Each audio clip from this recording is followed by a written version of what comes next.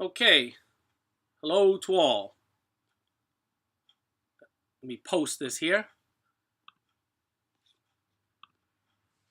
All right, another Glen GS Tongs live stream.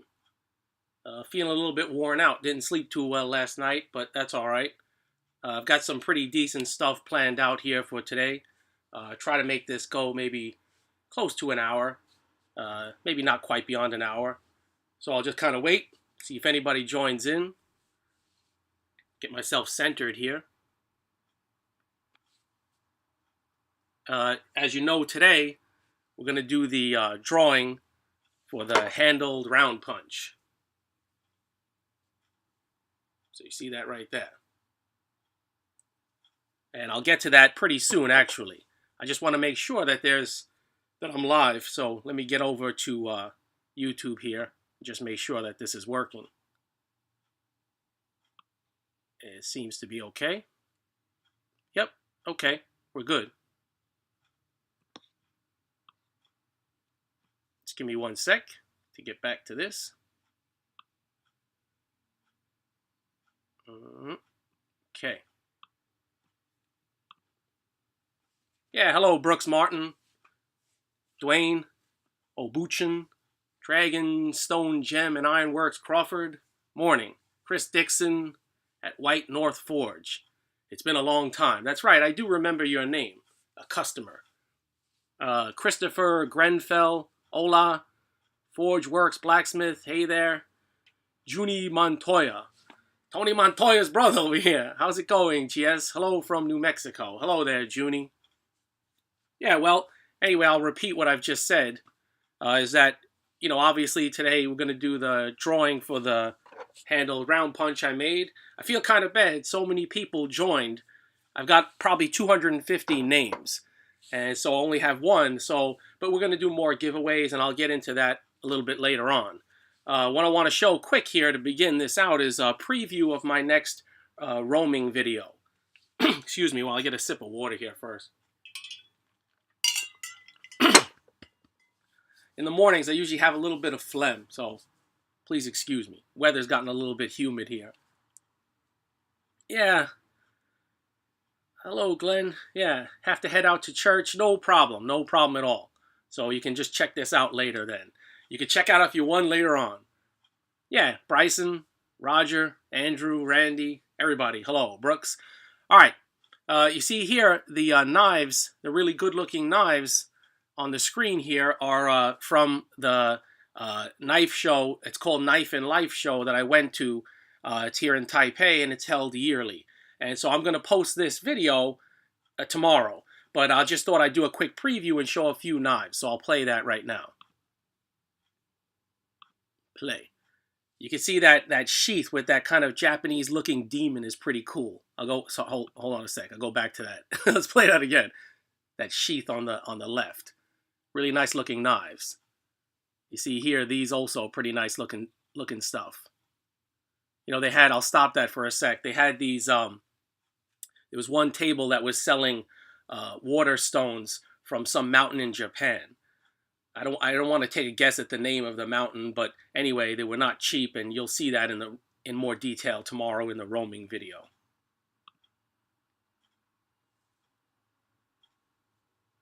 And some more knives. Yeah, different style knives. There were utilitarian ones, cutlery, you know, stuff for hunting. Those were really nice. I like that guy's stuff. So, yeah, okay, boom, that's it. All right, that's just a preview. So, tomorrow, please look out for that preview. Not for that preview, for that roaming video. So, let me get rid of that. And move on. So, yeah, some other things that I wanted to show as well quickly before. And I'm going to get to the drawing sooner in this, so we just get that over with, because like I said, there's so many names, and I probably want to do it in a progressive manner, you know, draw so many and then draw so many and then a final winner.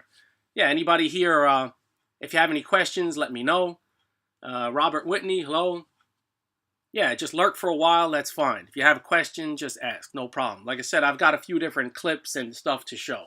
I wanted to show, this is George Calcé's knife that he recently sent he recently sent me a picture of this rebar knife, and I asked him, hey, do you mind if I could show that? I think occasionally, not always for these roaming videos, I would like to show different people's work. So I felt that that was really nice. So George, yeah, thanks for sharing that. And if anyone has any questions, well, you can ask me and I'll convey that to George. So I like the way that he made the handle curved on that, just really pleasing look. So, and another thing I wanted to show quickly, let's get rid of that. And this is, I gotta check, if I don't check my list here, I'll never know who's who and what's what. So preview's done, George. Yeah, this is Daryl Taylor made this tong, and he said to me that this was his first try to make a tong in my sort of a style, and he felt really happy about that. Previous attempts at other styles maybe didn't work out so well. So I asked him also if I could share that, and I like his Christmas tablecloth, so I figured I'd show that to you guys. Really nice. You know, I could see why tong business has slowed down a bit. Everyone is out there making good tongs. So, Daryl, good job. All right. Get rid of that. All right, let me get back to the comments here quickly, and then we'll move on from there. But let me just check off. Oh, yeah, another thing, too. Yeah, maybe I better show is this, project that I probably work on, too, while we're talking about knives is I got this old cleaver I got from my mother-in-law. It's got some funky, I don't know how I can hold that. Yeah, you can see it says 7 stars in Chinese there. And some other type of steel, stainless, or whatever it is.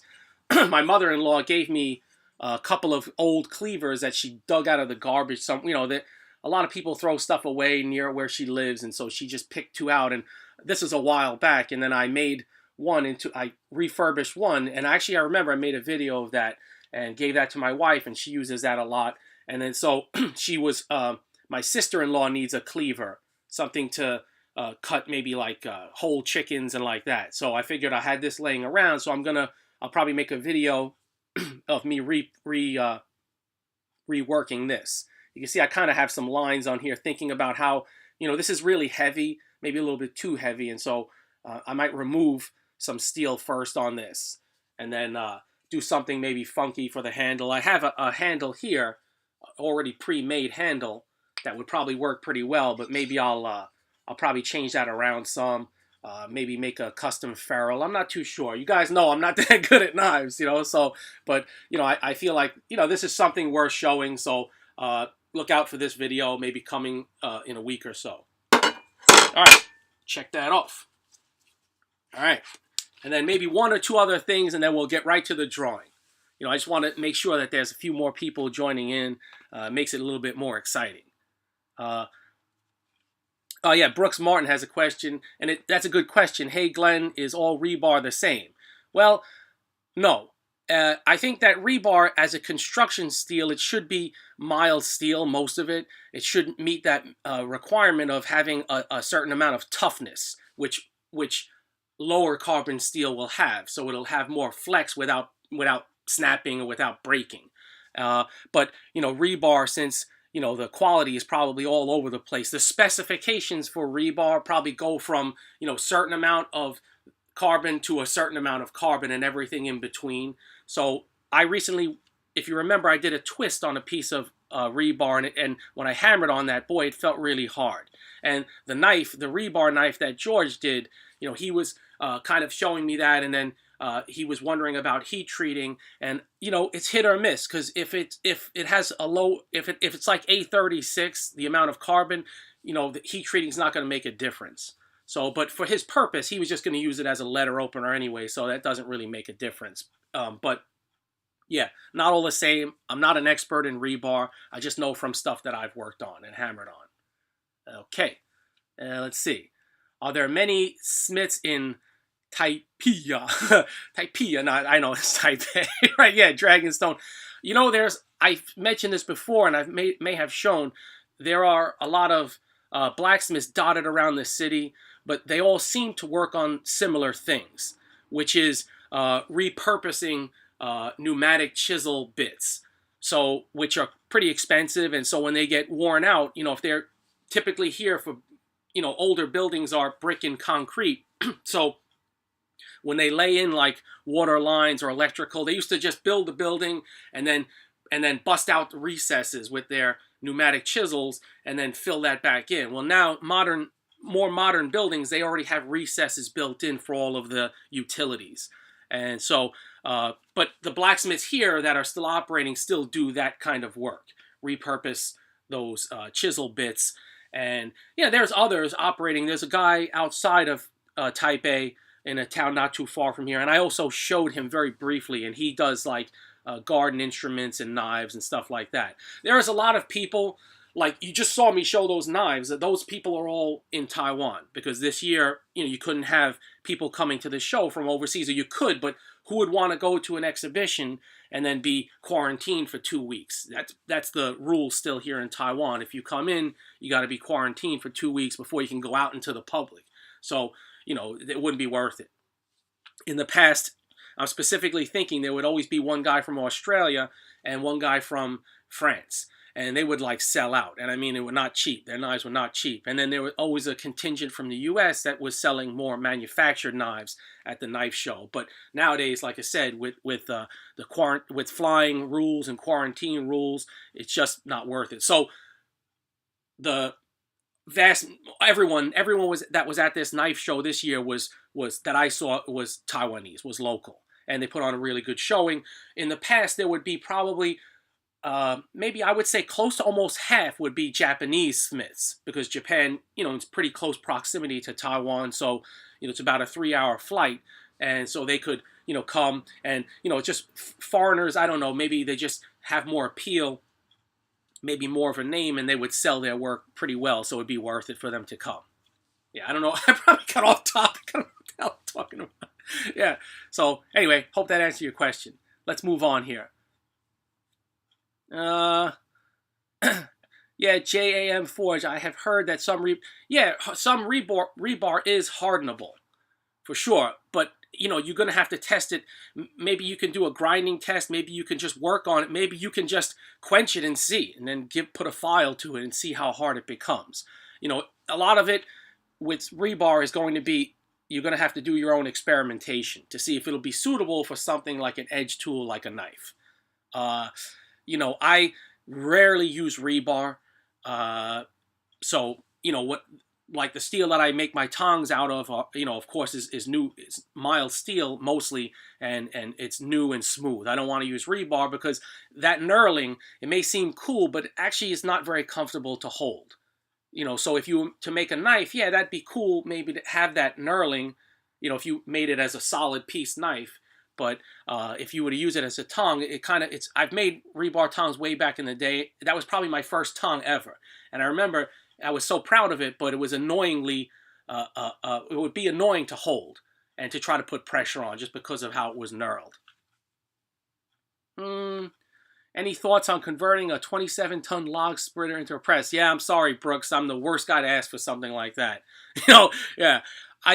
I've heard of people doing things like that. I wouldn't have any idea where to start, so gotta be honest.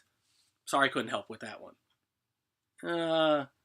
Yeah, let's see. Okay, what else? Hold on, I gotta look at my notes here to see what else. Yeah, I think let me show you some other things real quick, and then we're gonna do the drawing.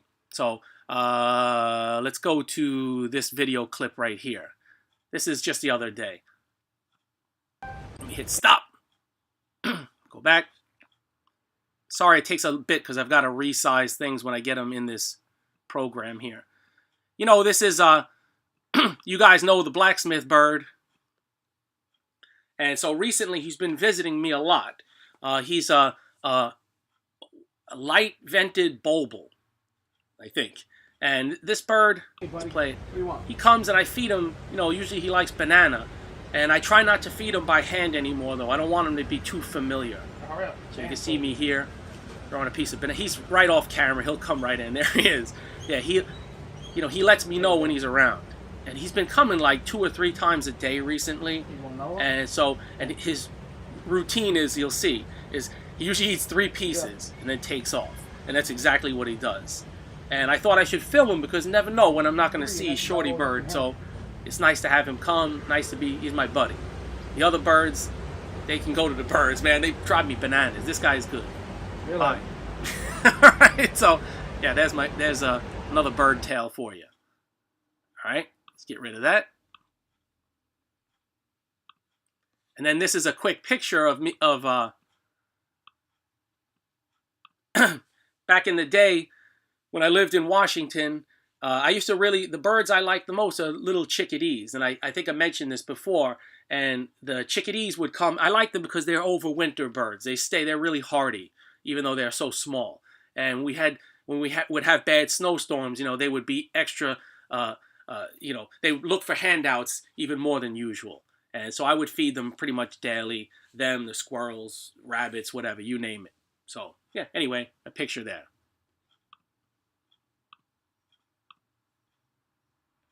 All right, removed. Let me just check this stuff off. Say, hey, I've done it. Let's see. Yeah, okay, well, all right, one more clip. Sorry. One more bird clip. And this is Taiwan's national bird. Stop that a sec and resize it.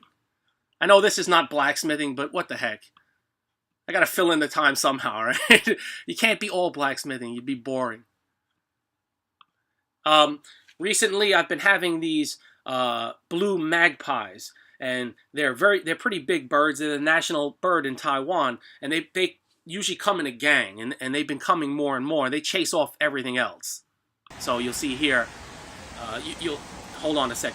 I'll get a better shot than that. And they come usually in a pack of like 6, and they just like those crackers that I put out. And they also call to me now.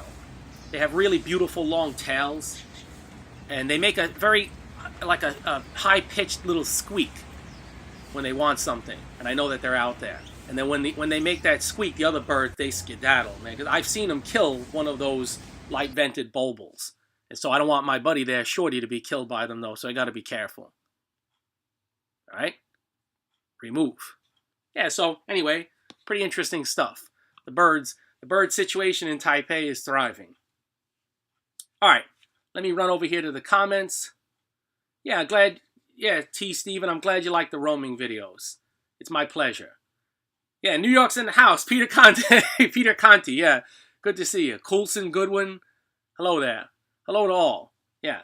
And I see like some people are talking more about like heat treating. Maybe that's for rebar. So I appreciate that. Any help you can provide, it's appreciated.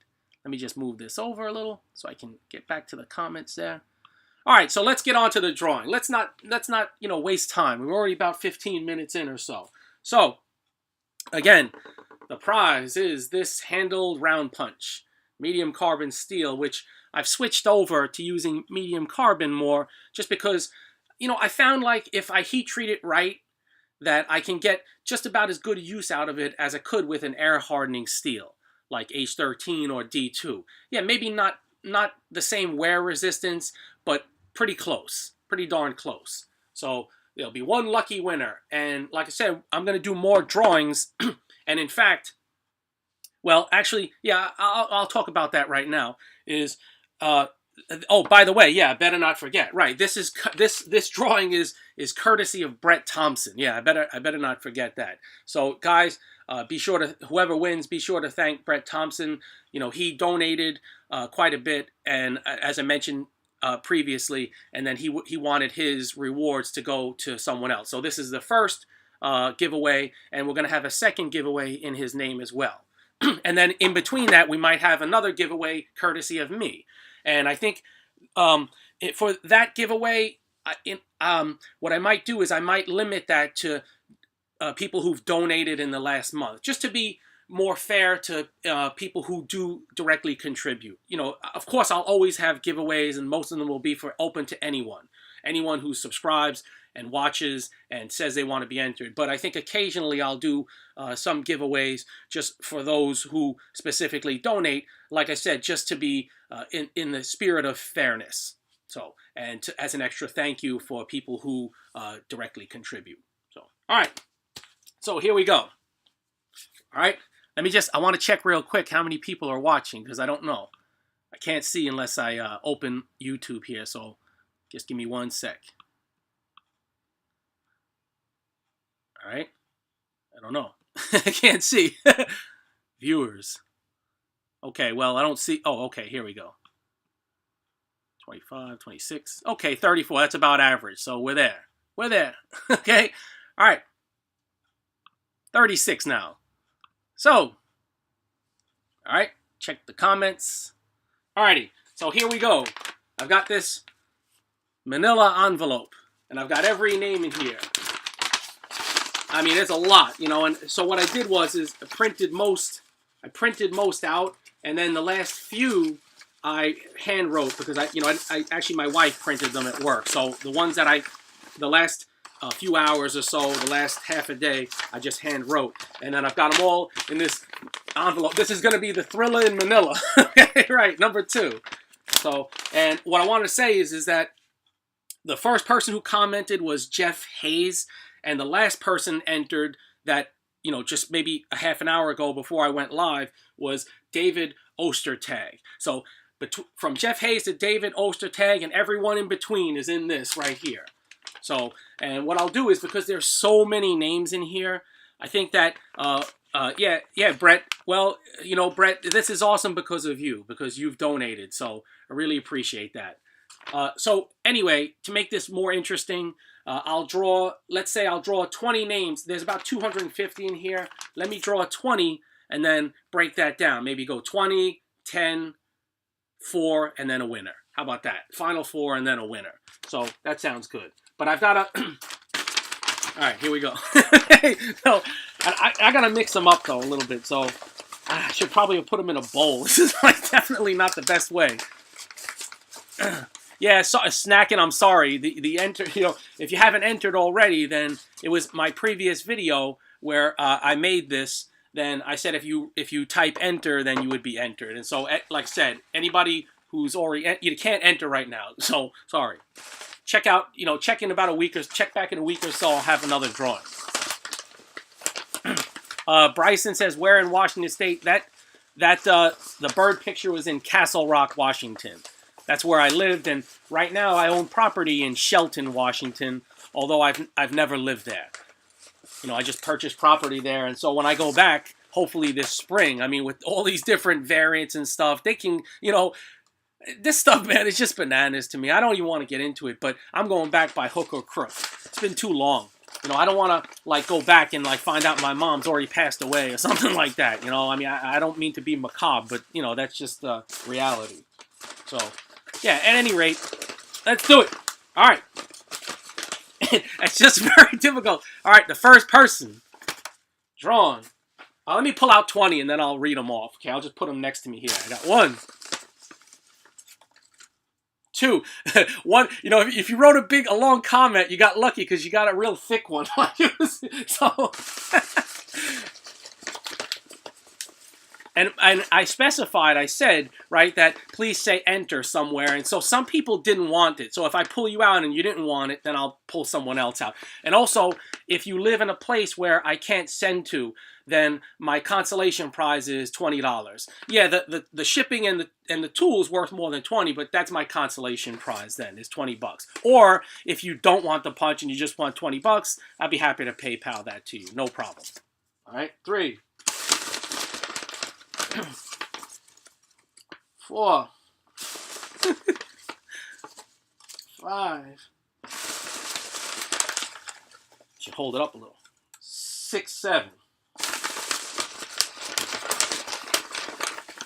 Man. 8, 9. Mom's getting tired.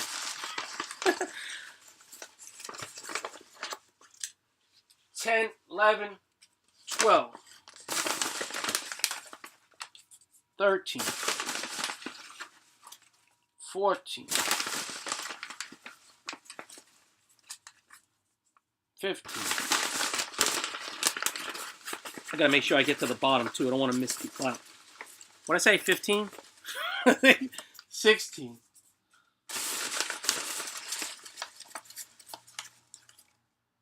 17, 18, 19. One last one.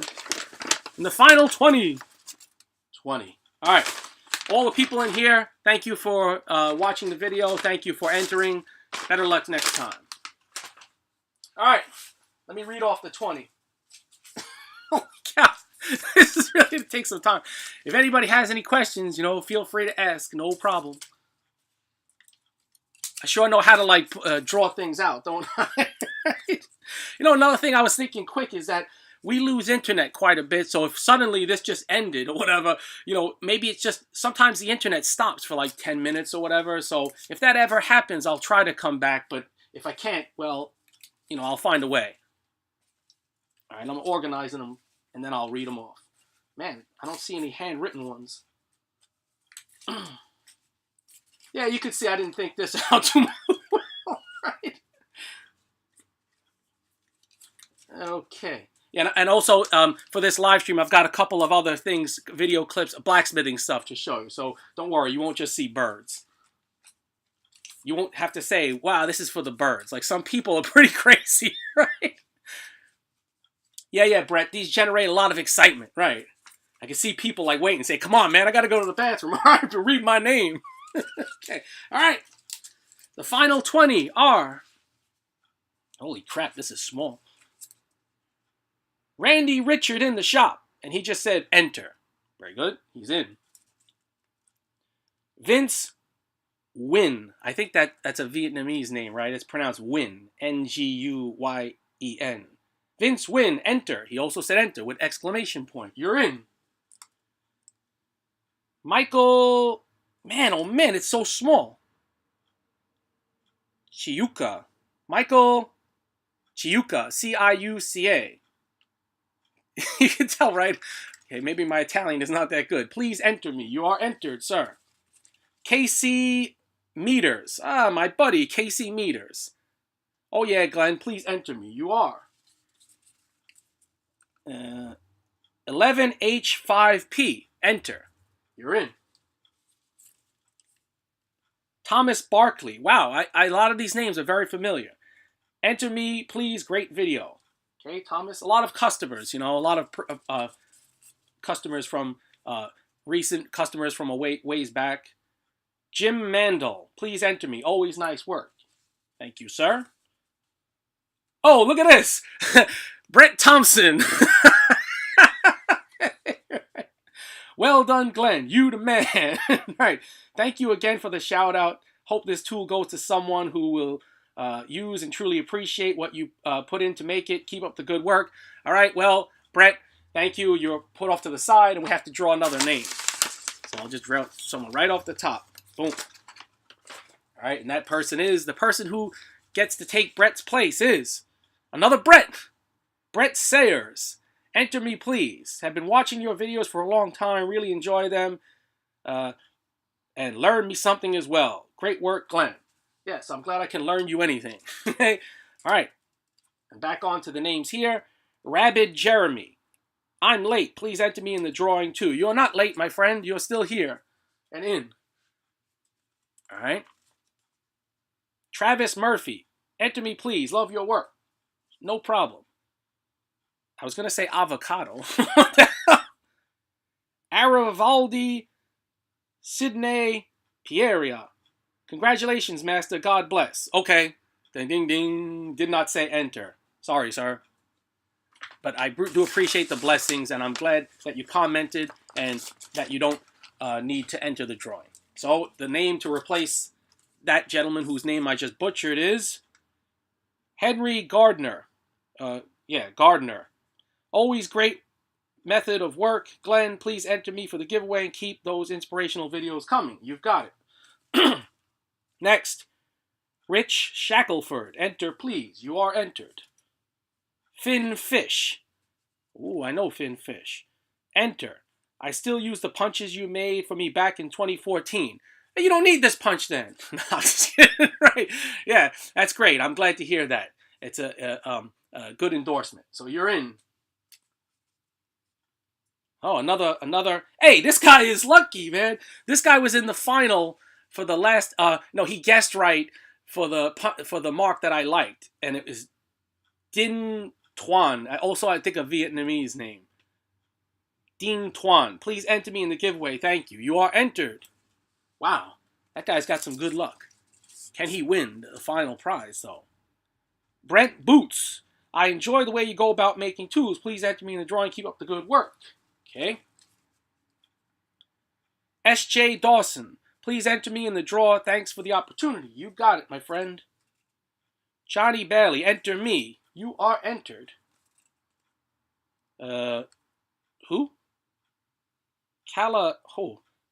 Cabasalud, Costa Rica. Very nice job. Didn't say enter. You're off to the side. Your replacement is. The replacement of that person is Ron Thacker. I know Ron. Glenn, please enter me. Ron, you are entered. And the last two here, that should make 20, I think, by my count. Who the heck knows? David Smith, another great one. I learn something every time. Please put me in the contest. I need a good punch.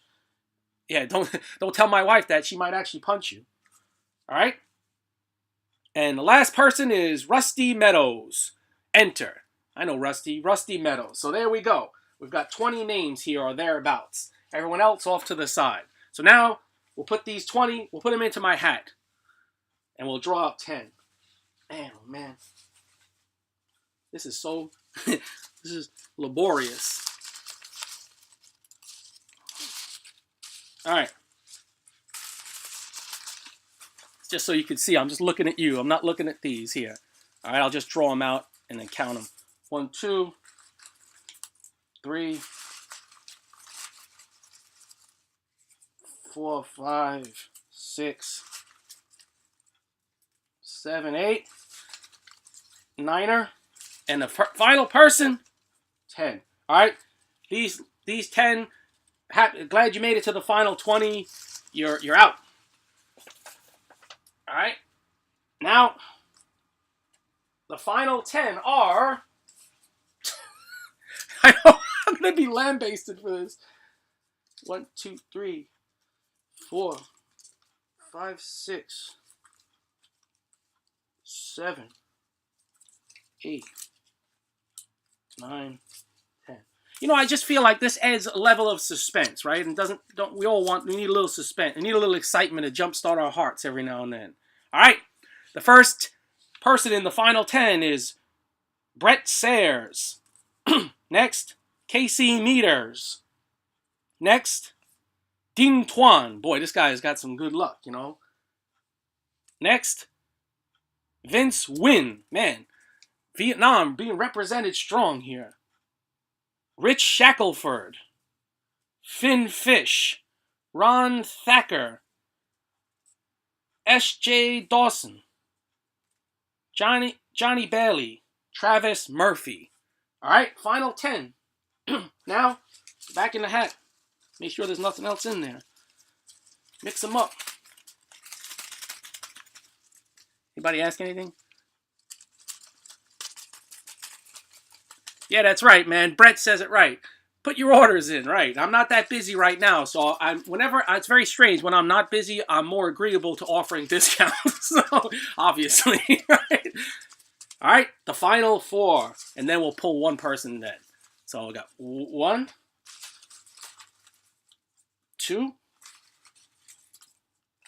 3, and 4. All right, you 6. Bye. All right, the final 4 are.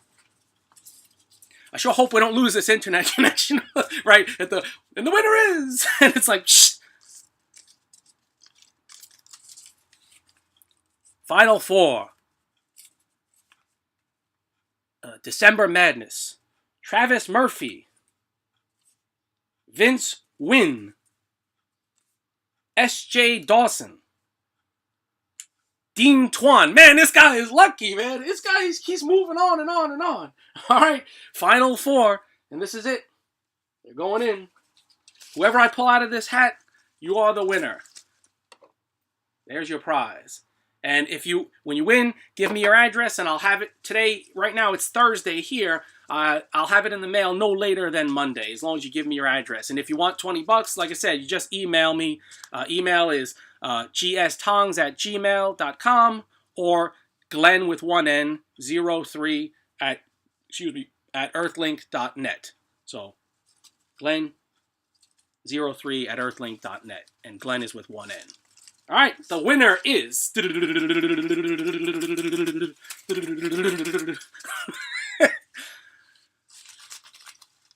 winner is, I've got it in my hand. I've got him right here. All right, you guys go over there. Put that down. Gotta get my hat back on so my head doesn't shine up the screen too much. The winner of the handled round punch, courtesy of Brett Thompson, is... What the hell? Dean Twan. You have won, sir. Or maybe ma'am, I don't know. Okay, right? So please contact me. And again, I don't know if I'm pronouncing your name right, but there's a lot of different accents in here. It's DINHTUAN, and there's a bunch of different accents on this letter and that letter. So you have won. So if you see this, please contact me, or otherwise I'll try to get a hold of you in the comment section from last video. So congratulations to everyone who's participated.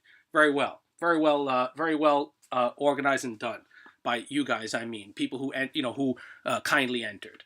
All right, let's move on. All right, any questions? And to those who got really close, what can I say? It's that's the way that's the way it goes sometimes. All right. Okay, cross that off. Cross that off. Whoa, hey Brett. Really, no need to donate. I'm gonna have to do more. I have to do another giveaway. It's like, yeah, Brett, $50 is super generous. Really, really appreciate that. But I'll type that in. Thanks, Brett.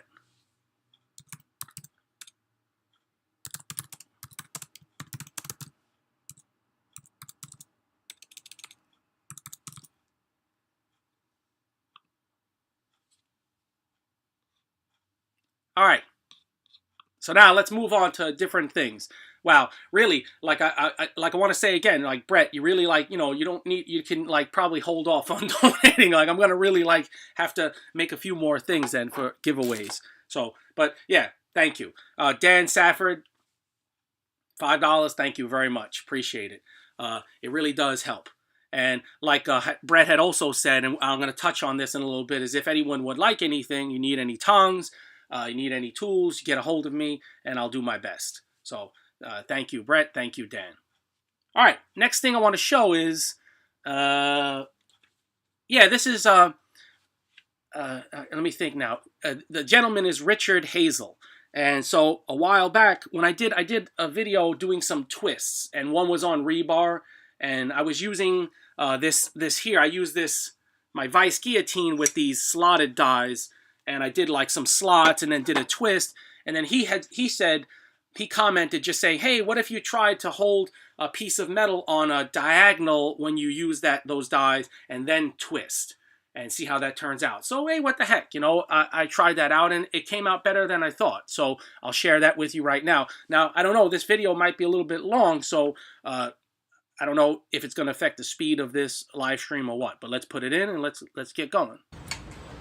Hold on. Let me first size it so I can see everything properly. And I'll kind of give a play-by-play. Okay. All right, I'm assuming you guys can see that. So here you can see I've got the vice guillotine tool in my vise. And I've got a piece of square. He also said, yeah, use square, not round. So I've got a piece of 1/2 inch there, and I'm marking it kind of like how I think I want to get it set up in the jig, and to create depressions and create an angle with the slotted dies where it's heavier on one side and lighter on the other. So yeah, so I go at it and I create those depressions, and you'll see that once I get done with those depressions, I put in 3, and it kind of looks cool just as is. It looks kind of like a waffle almost. So if you can see that, if you're seeing this, yeah, well, anyone who needs tongs and a hammer, just email me. Yeah, another thing too is that I noticed see the top die is sticking, And I kept thinking, like, because I had problems heat treating some of the dies, and I thought, oh, it's probably, the die is probably expanding and it's getting stuck, and that's not the case. And so I sold a few of these, and you know, I haven't really promoted it like on my website, at least the updated version. And so if anyone has a problem with sticking, I can give you the easy solution. What it is, and I'm going to have to make changes to this vice guillotine tool. I have two simple ideas in my mind. Is when I hammer on this, since it's being held in the vise and there's no support directly beneath, but on the side, so as you hammer straight down, it seems to be pulling the supports in just a fraction. And that makes it so that it seems like the dies maybe enlarged, but they didn't. They didn't mushroom. It's just that that came in a little bit. So there you can see quickly, kind of looks like a kind of a tire tread or a waffle pattern. So if I just stopped right there, I thought, hey, that would be pretty cool just as is. But because Richard Hazel had said, hey, you know, we need to, you know, do a twist, so that's why I'm going to go and do a twist. Yeah, I don't know. Some guy keeps saying he needs, you contact me, just check my email. You can find it in gstongs@gmail.com. Yeah, so at any rate, if you purchase one of these vice guillotine tools, like I had just said, and you have any issue, you contact me and I'll let you know.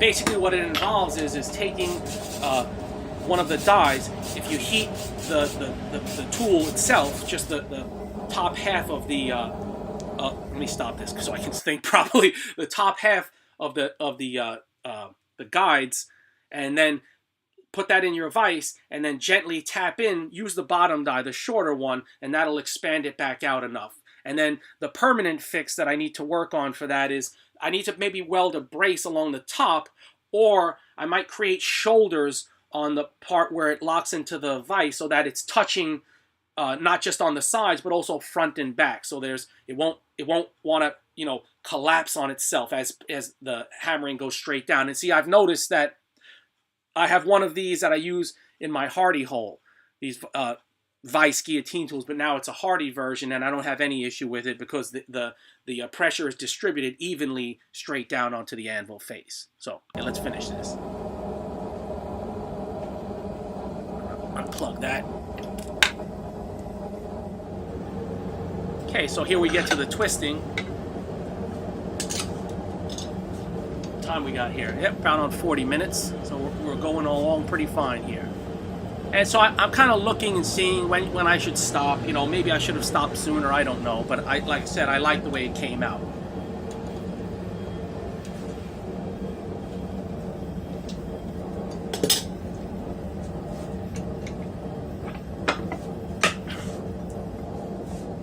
Yeah, the shoulder sounds more sound. Yeah, Brooks.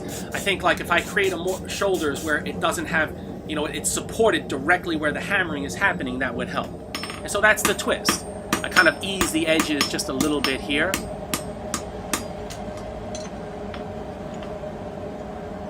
Let me turn it. You know what I wonder too is I wonder, do you guys have volume on these video clips? Because I don't have any volume for whatever the reason. So if you can hear that, let me know. Wire brush it a little bit. And you know what I like about this twist is it doesn't look organic.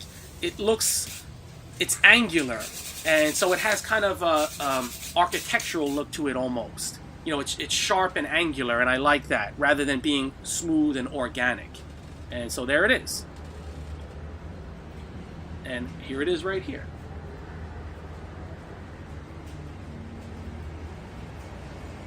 Yeah, okay, I'm glad. Thanks for saying that you hear that, because I couldn't tell if you can hear that or not.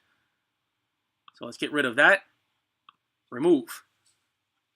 Okay, good. Thanks, Randy, too. Yeah, I can't even hear the video when it's playing, maybe because of the software that it's in. And so, yeah, so that's kind of an interesting, like I said, kind of a more geometric, more architectural type of a twist. It seems, at first glance, it looks random, but as you turn it, the pattern is repeated. Like how it looks here is how it looks here. When I turn it is how it looks here. So if you just look at it straight on from one angle, it doesn't look that way. But as you turn it and look at it, you notice, oh yeah, that's pretty even. And it's obviously, what I mean is it's something that's intentional and not just random like my rebar twist. So yeah, Richard Hazel, thanks very much. Appreciate that. Okay, let's see what else I got here. Yeah, so now, oh, another thing. Now, I'm going to preview, tomorrow I'll upload the roaming video showing, you know, me on the road and going to the knife show and all of the vendors in the knife show and like that. And then the day after that, I'll put up a blacksmithing video and I'll preview that right now. So, hold on. Stop. Resize.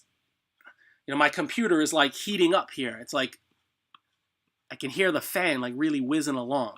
Time for me to, I think I've said this before, time to get a new computer. Make that a little smaller. Okay. You know, this is, like I was telling you guys before too, it's not easy to be a one-man show and do live streams, that's for sure. So it takes a lot of preparation. So here, what I was wanting to do is to create button head rivets. And so I just simply thought about how I could go about that to create a button head rivets top and bottom on a piece simultaneously. And so let's play the clip. So I've got this piece here is one of my, that's a bending jig pin, the small one. And that fits in the pritchel hole pretty well. Not pretty well, perfectly actually. So I thought if I use this tool here, this dapping style tool, I can put in a depression there, and then on this longer piece, which is also 19 millimeter or 3/4 inch, and do the same on that end. I can use a tongue and then put whatever work pieces I want within there, and then create button head rivets top and bottom. And then my little, you know, when I post this video, I'll explain this as well. I'll show this clip again, but with that the little anvil there, I'm able to support it. It has a shelf below the holes, below the hardy and the pritchel holes. And that hardy hole is round all the way through, but square on the top ½ inch. In retrospect, that was probably not the greatest idea. It works, but you know, it has its purpose, but it would be better if it was all square now. Now, in retrospect, that I think about that. But anyway, that'll allow me to back that up and form that the depression on that longer piece.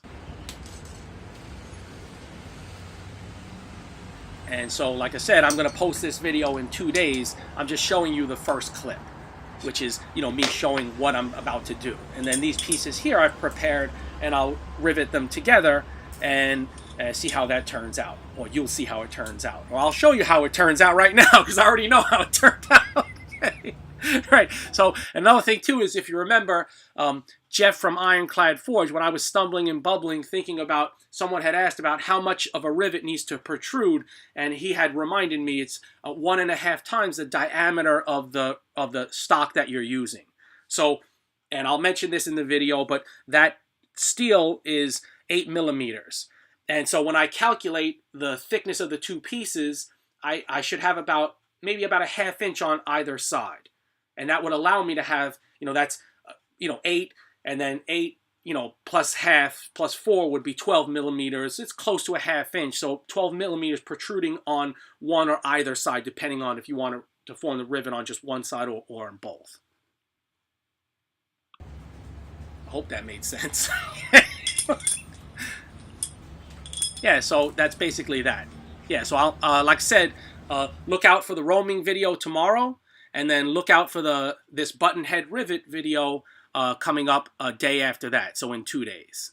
So I'll remove that, and then this is actually the piece that I just showed, and I'll show this in the video that I riveted together. There, and so you can see the button heads came out really nicely, in my opinion. Yeah, very cool. That's right. That's right, Rigid Ironworks. Very cool, right. Yeah, I'm glad you have volume, too. Anyone have any... Let me see the time here. We're getting close to an hour, so does anyone have any questions or anything else? I got to see. There's something else I know that I want to show, so let me just... I got to minimize these boxes first to get to that. Oh, I know. Yeah, I've got some more important stuff to show. So hold on. Don't go anywhere. Coming back. Now I got to do my shameless self-promotion.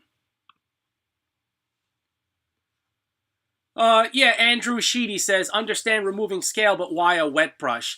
Yeah, it just helps to as it cools the piece, it helps to flake off scale.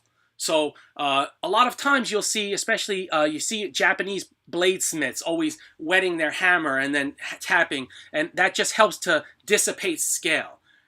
Normally, if you were to take some water, place it on a flat surface, your anvil face, and then take a piece of steel, preferably something flat that compresses that water, and when you hammer on it, it'll turn to vapor, and it should, sometimes it makes a little explosion, and sometimes it doesn't make a sound, but it'll help to get rid of scale a little bit quicker. So that's why I used water. It just seems to give it more of a, as you're brushing and brushing, and then, you know, the heated piece, and then using a little bit of water, it just seems to pull off another extra layer of scale where it reveals it to be a little bit silver. It creates kind of highlights as well. So, from my experience. Yeah, Tony Simpson, no questions, but thanks for the great info. You got it, my friend. How'd you get those bronze finish on the tongs in the video? Yeah, that's very simple, is that the color that's on my tongs and some other tools is a brass brush. And I've said this, and some other people seem to, I think if you go to a hardware store and you buy a brass brush, just be careful it's not a steel brush coated with brass coating, not actual brass, but just brass color, so that the bristles don't rust. It has to be a real brass brush, which if you run your finger on the bristles, it'll feel much softer. And then when your workpiece is kind of warm, you just, you know, gently brush it until you get the desired effect. So you know, it can't be too hot, it won't stick, and if it's cold, it doesn't take on the proper hue. So there you go. All right. And yeah, let's go. All right, let's show this video here. This is kind of interesting in my opinion, and again, blacksmithing related. Hold on, let me minimize. I don't know how many people are around. Let me check how many of you guys are still hanging around here.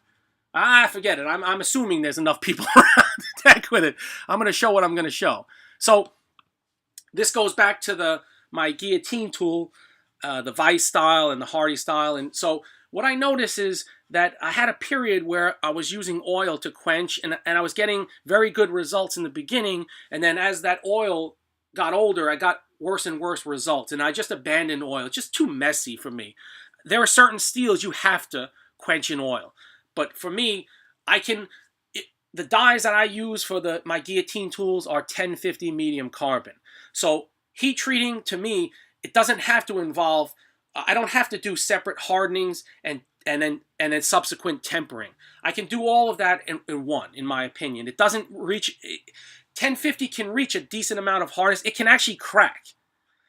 However, if you go slow enough, you should be able to harden it to a good degree while not needing to temper it back, because it's not that hard. So my technique is to slowly quench a piece, and I've tried this and I've done experiments on it different ways, and what I do now, it just seems to work best. I was doing this previously and I abandoned it for the oil, and now I've gone back. And so there's one very specific point that I want to make, and you'll notice this when you do the same operations again and again and again. You have to keep your senses open in order to be more clear about how to repeat certain processes. And so what I mean is as an example, if I listen to my forge, if I'm just sitting at my forge, I can hear it and I know if it's working well or not, if it's running properly or not, just by listening. So you need to use your ears. And I noticed that with this medium carbon stock, when I quench in water, and if the steel has been cleaned prior to the quenching, it doesn't have a lot of scale, when it gets just to the right point, I notice that it makes a hissing sound. Like I'll put it in and then pull it out, and pull it in and pull it out. And then when I get to about, it depends on the size of the piece, but let's say about like 6 or 8 in and out like that. That last one, when I hold it in, it'll make a very distinct whistle or a hissing sound. So I tried to capture that, but you know I'm in a spot where it's really tough with all the noise. But so let's listen and see. Listen at the 13-second mark and listen at the, hold on, I wrote it down somewhere, and the 34-second mark, and see if you hear that kind of a, to me, that tells me it's hardened enough, and that's it. It's good. And if I repeat that process twice, those dies, that medium carbon steel should be good to go. So let's listen.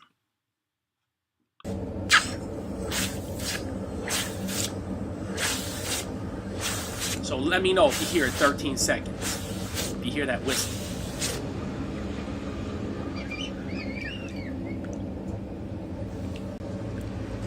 Anybody hear anything? Because I can't hear anything on this. I don't know. I can't hear it, but I know it was at 13 seconds. So now, wait for 34 seconds, the second piece, and see if you hear it.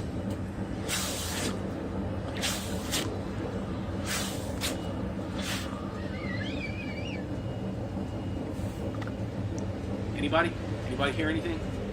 All right. So, yeah, like I said, it's a good indicator to me that these dies are the heat treatment is successful. They're hardened enough where they'll work fine, but they're not overly hard, which it's you can make them overly hard, but they would never be brittle, like to the point where they would chip off, in my opinion.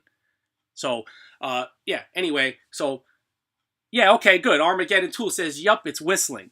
Yeah, so maybe you can try that yourself, but you have to think of there's a lot of variables involved. So firstly, I said I noticed it's with the medium carbon. I would imagine high carbon would be the same, though. I don't think the steel is the issue. And I noticed that the steel must be cleaned before you heat treat. Meaning before I'm going to heat it up, I've removed almost all of the scale. And it probably is very dependent on the size of your slack tub. So that's a big thing that you have to consider. You might not get that. If your slack tub is so huge, you might just boom in and it's just so cold, the water, that's it. You know, it might not make that hissing. So you have to adjust your heat treatment according to what you have. You know, and that includes the slack tub especially. And like my water is usually, when I get around to heat treating stuff, it's already warm. It's already warm to the touch.